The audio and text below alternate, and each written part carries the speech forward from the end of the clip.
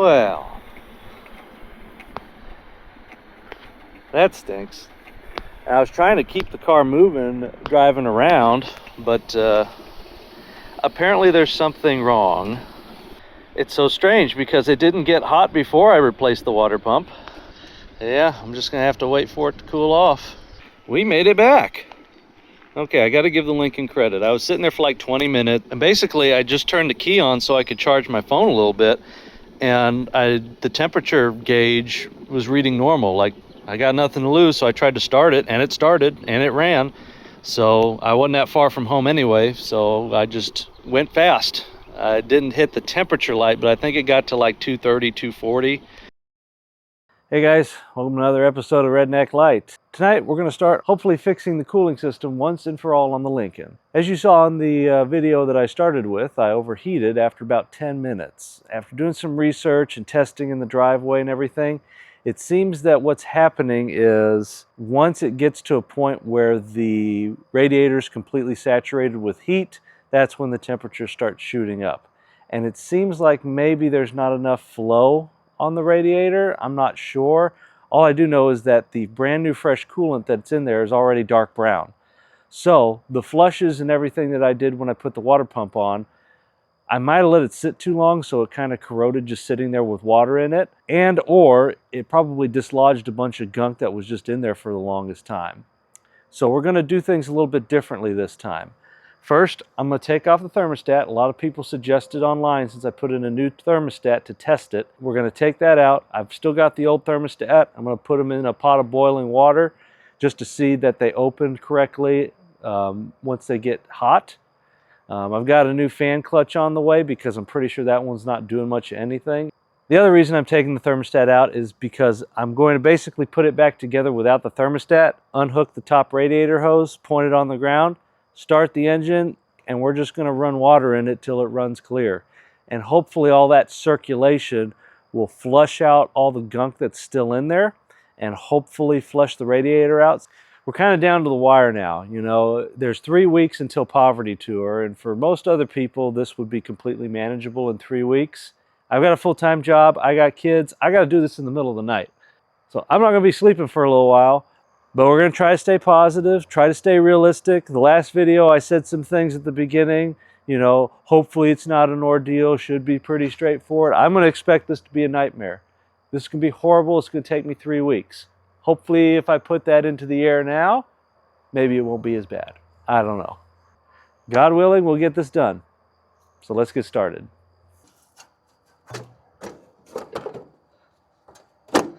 I know I could just take the cap off, but again, I'm at the point I'm trying to minimize disturbing any part of the car that currently works. There we go. After putting all that effort into doing timing and all the issues I had with the distributor, you know, breaking it in half to having to replace it, we're just going to leave well enough alone. Okay, now to show you all, I did put the thermostat in correctly. The springs pointed down toward the engine.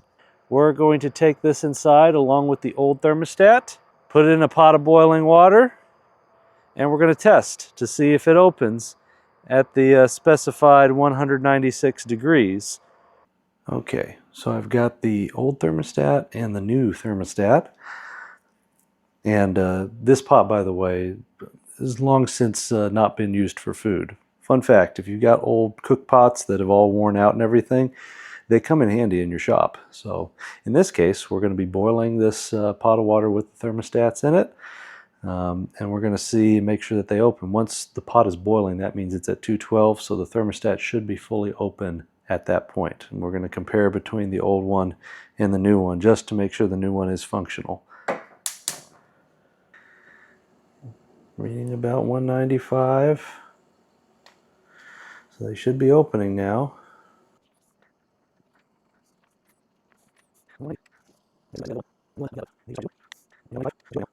Being water, this isn't going to get any higher than that. And yeah, gap is it's open.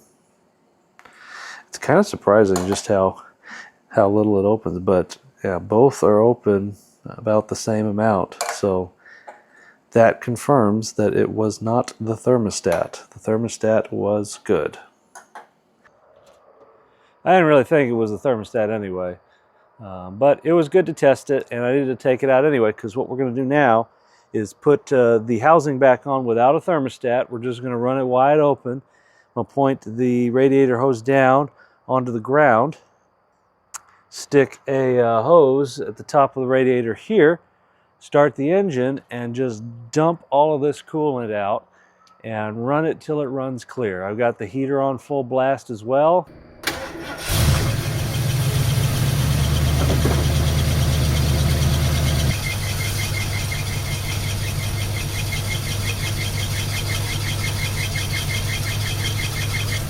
So far so good. I'm watching the water coming out and it's mostly clear now.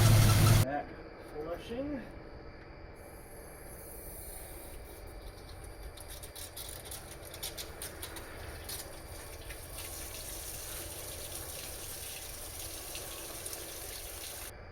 Now I gotta take the filler neck off, put the thermostat back in installed, make sure everything's nice and dry and clean, apply that gasket stuff to it, and then 24 hours we'll wait and go to the next step.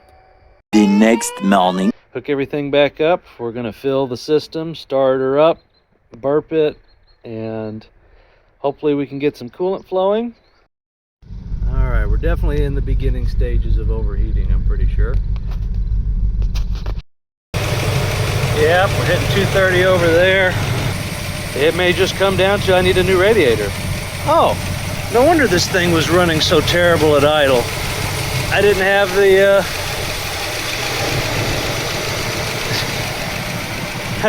the advance plugged in. All right, well, I just decided to get a new radiator. Figured I'd quit trying to fight the old one, and this was only $200, recommended by Pole Barn Garage anyway.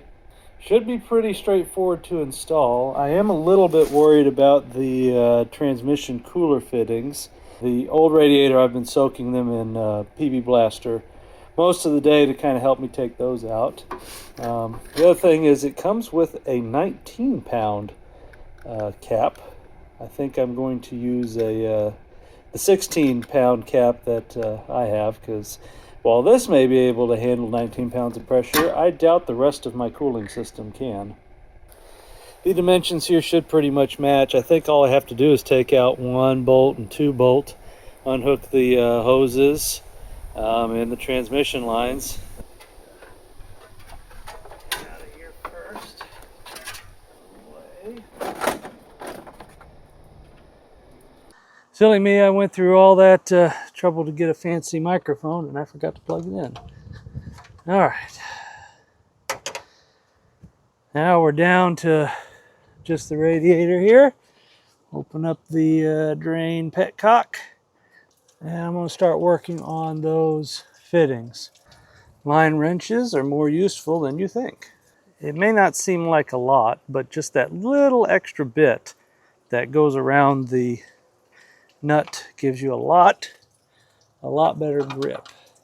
So now this wrench that's up against the radiator, we're going to hold this in place so that way when I start trying to unscrew this one, it doesn't twist it around or tighten it more in or create some other horrible issue. Of course, I could already feel it unscrewing from the radiator, so I don't think it's going to be very tight anyways. To give you a better look at it, those little fittings that go into the radiator, I think I need to take those out and put them in the new radiator, which, like I said, I thought they would be kind of seized to it, but it doesn't look like that's the case. Now pretty much all it's is the 2 upper lower radiator hose. Then it should just be these 2 nuts and it should pull right out, hopefully. And I just got to come up with a good way to pull this out. Oh, just do it.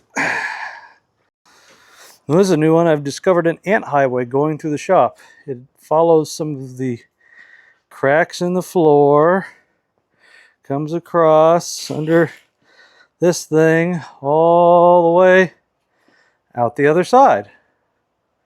It's literally just a highway passing through.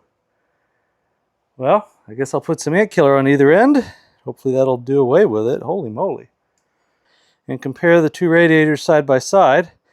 The old one, I've actually found out because of the sticker on top, I'm pretty sure that this is a replacement radiator. It is not the factory radiator, even though it is a factory style radiator. And then this obviously is an aluminum 3-core radiator.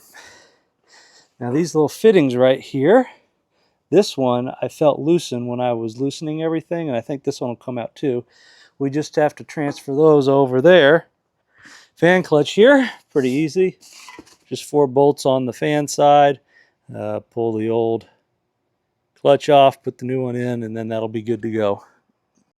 All right, I'm prepping the radiator. A few things to note here.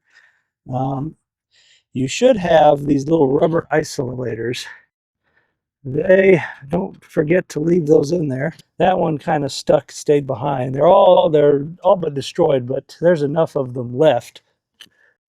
So I'm working on now. The little clips that held it to the bottom of this radiator just aren't going to work out. So what I'm going to do is actually attach the shroud to the radiator first. With the fan off, I should have enough clearance that I can just kind of set the fan inside here, slide the entire radiator assembly in. That way I can get kind of a good, it's not really a seal, but something that won't move around. The top's not attached, but you know, I think I'm going to wait to attach the top because I can kind of pull on in it. Maybe drill another couple holes down here to kind of help pull this up. Now I've got the fan just lightly set in there. We're not going to try not to bang everything around here. Okay. This fits just about perfect. I'm going to put the fan up on here. I already know I need to scoot it over a little bit. Here's my problem. Even if I do find spacers and whatever not to make this bracket fit, see how much higher it is right there? There's no way the hood's going to close like that. Kind of begs the question. I guess on LTDs and Mercuries and stuff, maybe they just attach differently. I don't know. Beyond that, I don't see a better way to mount this. Even if I take these brackets and then try to, like, you know, do something like this, drill a hole. I could probably try to do something like this, drill a hole here. Kind of a later update on the radiator. I had to undo it so I could get the dryer on the condenser. I ended up going back to the original mount holes and kind of bending, finagling the mounts where it's not just rubber contacting the metal, but I wanted to make sure that the radiator was secure. So I was able to kind of move them to the side of the little welded ears on it. And it's nice and solid, fan clears, no big deal. One last thing will be to secure the fan shroud. It's pretty much in position because what ended up happening is these little transmission lines are actually contorted in such a way where they were holding up this side of the fan shroud in such a way where the fan clears just fine. I think the last things will be, I'm just going to drill a hole over here and kind of pull this up. Then I'm just going to do a self-tapper right in there to hold this side in as well. But got my radiator hoses in. I've got my transmission lines in. Fan is secure. All my belts are tensioned. All that's left now really is to fill it back up, burp it, and hopefully now we'll have a good cooling system. Ear still intact. On this side, the little ear is kind of destroyed. So what I did was a zip tie here where these existing holes are, and that fan shroud's not going anywhere, and the fan does clear. Now, it doesn't clear by a lot. I'd say I've got, you know, at the closest point, maybe, I don't know, half a centimeter or so. It's definitely scooted over way that way, but I can't scoot it back this way anymore. But that's about how it was before anyway. Radiator's not going anywhere. The only thing that may happen is, I don't know, if the motor mounts I don't think are bad. I guess theoretically the engine could torque enough to contact the shroud, but we'll cross that bridge when we get there. The next morning. All right, it's the next day. Burping the system. Just needed to come up to temperature. I filled it up with about, I don't know, 2.25 gallons of coolant. Just waiting for the thermostat to open up and start circulating. We're at the gas station. As you can see, my miles to empty indicators miraculously started working during this whole overheating thing. I don't know why, but temps are good. So we're gonna fill her up and head back. All right, back again. And we are running much cooler than before. So right now I'm just kind of sitting in front of my house in drive, my foot on the brake, and I mean it's just staying solid at 210 on my gauge there. Like I said, my miles to empty indicator, it works. And at that full tank of gas, 278 miles. I don't know if I believe that. That would be about a little over 10 miles to the gallon if that's accurate, but who knows. You can see I got my carb cheater here trying to keep me as efficient as possible, but you know. So I'm not going to call this fixed because that feels like the worst thing I could do right now. But so far, signs are looking very good that this radiator, new fan clutch, maybe this will finally do it. I'm planning this weekend to kind of take an extended shakedown with it, and I'm not going to go far. I'm basically going to take a lap around the area, so I'm not really far from home at any one point. The other thing this bodes well for is the AC. If I do want to get the AC going, I need a really good cooling system because the AC is just going to put more thermal load on it. That'll be the last thing I do is the AC, and it's just one of those, it's a bonus if I get it working. It's definitely not going to be a showstopper if I can't get the AC going.